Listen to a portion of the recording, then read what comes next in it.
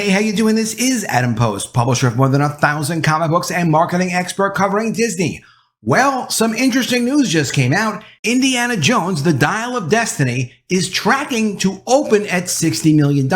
This means, although a lot of us believed this was going to happen, it's an absolute guarantee that this movie will lose millions upon millions of dollars. Probably hundreds of millions of dollars. This is what happens when someone like Kathleen Kennedy, who, this is back from 2015 from Fortune magazine, how the Star Wars producer went from secretary to studio boss.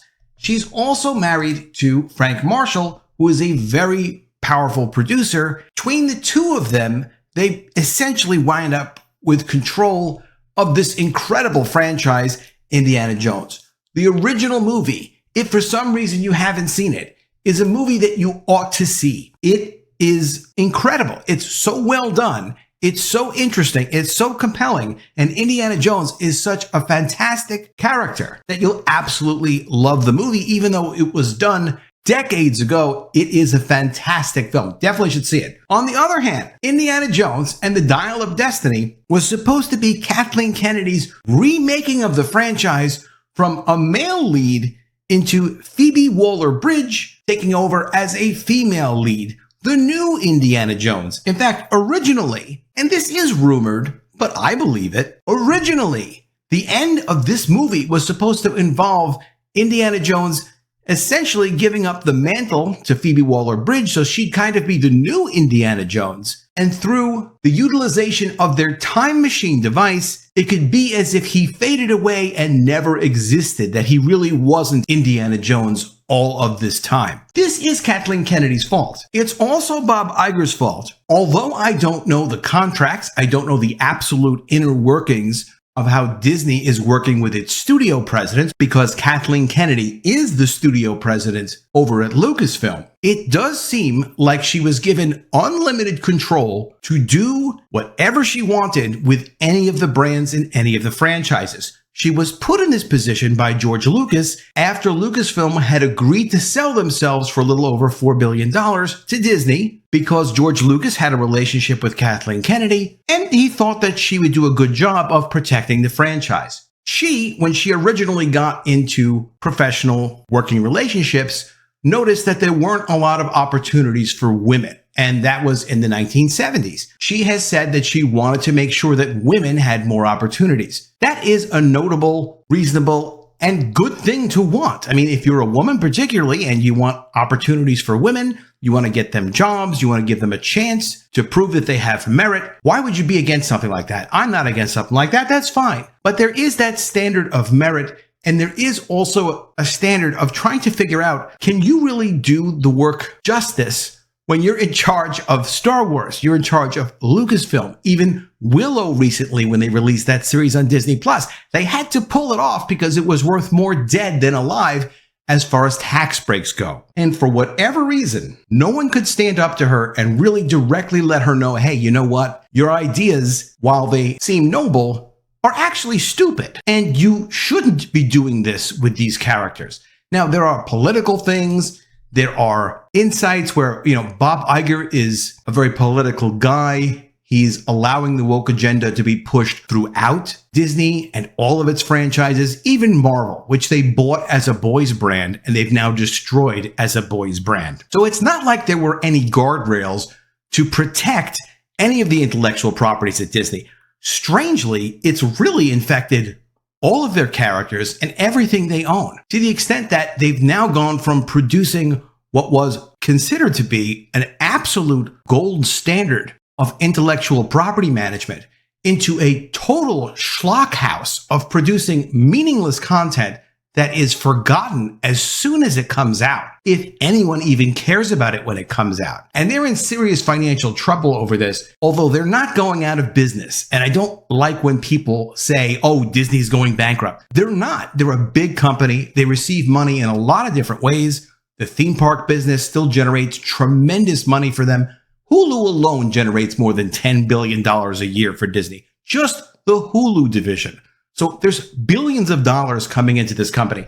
And when they lose money on Indiana Jones and they lose money on The Little Mermaid and they lose money on Ant-Man and the Wasp: Quantumania. That is not putting them out of business. They're not running a restaurant or a car dealership. It's a multi-billion-dollar business. They can afford to lose $1 billion here or $1 billion there or even $5 billion there. They've lost more than $11 billion on their streaming service. They'll lose probably for this fiscal year between $3 and $4 billion, if not a little bit more, on just Disney Plus alone. And they're not alone on that. Comcast will lose $3 billion on their streaming service just for that year. These are multi-billion-dollar companies. They can afford to take losses, but ultimately, Disney does need to start producing better content. Interestingly, Kathleen Kennedy's contract is coming up for renewal in August. I did a video about this, and I'm not going to get into this in great detail. This author did a great article in Fortune, which was the most critical of Lucasfilm I've ever seen in any business publication. The Force has left Lucasfilm, what has gone wrong for the studio behind Star Wars and Indiana Jones, and how Disney's Bob Iger can salvage his $4 billion investment because, of course, Disney bought Lucasfilm for $4 billion.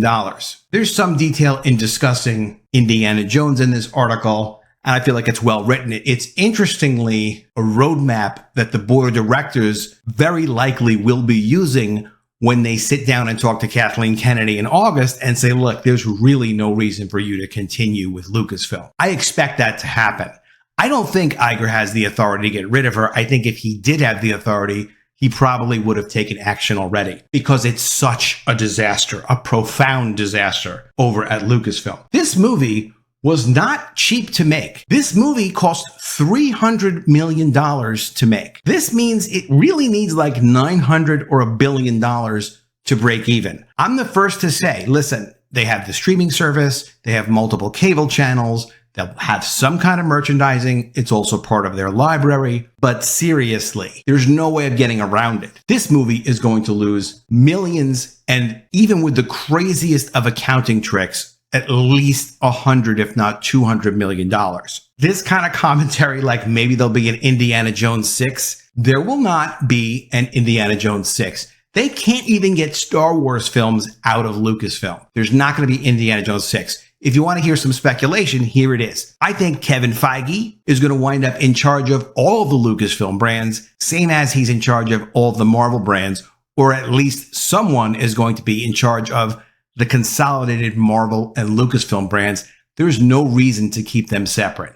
Literally no reason. It's done nothing but damage the intellectual property while they've had an incredibly high overhead as they've lost a ton of money on Lucasfilm. It's got no attraction for them. In fact, Iger supposedly recently told Kathleen Kennedy at Lucasfilm, no more projects except for Star Wars. We need you to get Star Wars movies out. We'll see what develops with that. I don't think it's ever going to happen under Kathleen Kennedy. Additionally, Indiana Jones 5 became the lowest rated movie in the franchise series on Rotten Tomatoes. So we can look at a couple of these reviews and you can tell me if you think somehow this movie will come out, we'll have $60 million on opening weekend, and then we'll just keep going forever and ever. And you know, the way movies keep going is very simple. Two ways.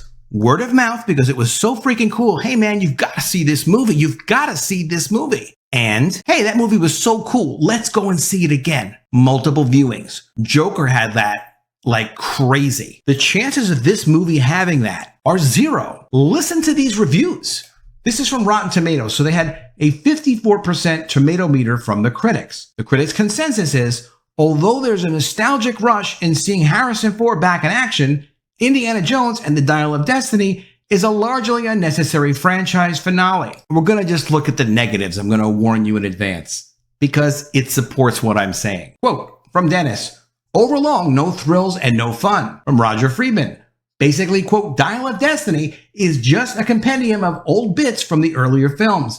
That it ends at all is a blessing. This isn't the goodbye which Harrison Ford deserves. An adventure that, despite stripping itself of all fan service air, feels simulated and forced. Juan says, this is not my Indiana Jones. Steven says, fun isn't the most accurate way to describe its excessive antics. Steven says, fun isn't the most accurate way to describe its excessive antics. There's never a dull moment, but all the globe-trotting hullabaloo does verge on exhausting. From Rory, a film that inherits the directing mantle from Steven Spielberg should know when to step up. It's about time executives realize that franchises can't be cleanly separated from the visions and talents of those who made them. And lastly, from Stephanie, there are so many chase sequences that the movie seems held together with slender bits of plot rather than the other way around. Worse yet, they're so heavily CGI'd that they come off as grimly dutiful rather than thrilling or delightful. And one more from Esther. The de-aging and other CGI manipulations of Ford's body only serve to demonstrate that the Dial of Destiny just wants to turn back the clock instead of doing anything new. Well, the new thing they were supposed to do got cut out. No way to make Phoebe Waller-Bridge the new Indiana Jones and erase Harrison Ford's character from existence, because when that leaked out on the internet went absolutely berserk, produced a tremendous amount of negative responses, and I'm sure changed Kathleen Kennedy's original vision for this film, which was to destroy, eliminate, remove forever from canon the original Indiana Jones so she could leave Phoebe Waller-Bridge making new Indiana Jones type movies. Whatever it was they tried to do did not come together and work. This is going to be a massive financial loss for Disney. They can afford this loss, but it does tell you it's very likely they're going to have change. Disney as a company has a good $100 billion or so of value hiding within its woke agenda and its poor management. The poor management is the fault of Bob Iger and the board of directors. Someone's going to go and figure out how to tap that value and get these guys out of control. I say these guys, the people responsible for producing terrible versions of their licensed characters that it's clear there's nobody at the top that cares about or understands what the fans care about. Let me know what you think of all this in the comments below.